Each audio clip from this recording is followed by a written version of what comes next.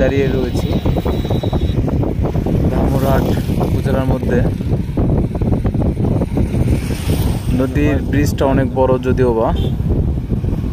তো যে বিষয়টা আপনাদেরকে দেখাবো আসলে অনেকেই হয়তো অবাক হয়ে যাবেন।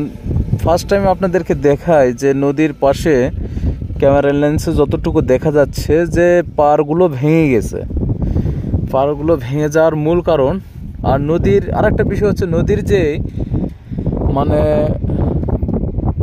নদীর যে পানির যে বেগ, সে বেগটা মাঝখানে চর উঠে গেছে এবং দুই সাইডে পানি যাচ্ছে। যদিও বা ডান পাশে আমি যেখানে দাঁড়িয়ে আছি, আমার হাতের ডান পাশে পানির গতিবিধি তার হওয়ার কারণ হলো আর একটা, এই গতিবিধি বা পানির যে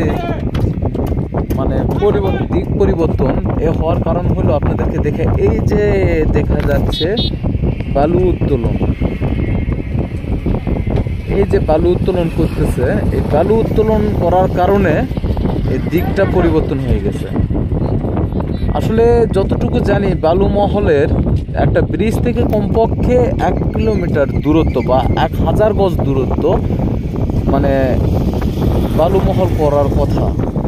যদিও বা বালুমহল করার 1000 গজ দূরত্ব করার কথা থাকলেও কিন্তু এখানে সেটা মানা হয় নাই, যার ফলবশত ওখানে বালুর পাশে যে গাছপালা যেগুলো আছে সেগুলো কিন্তু ভেঙে নদীর গর্ভে চলে আসতেছে, বন কিন্তু উজাড় হয়ে যাচ্ছে।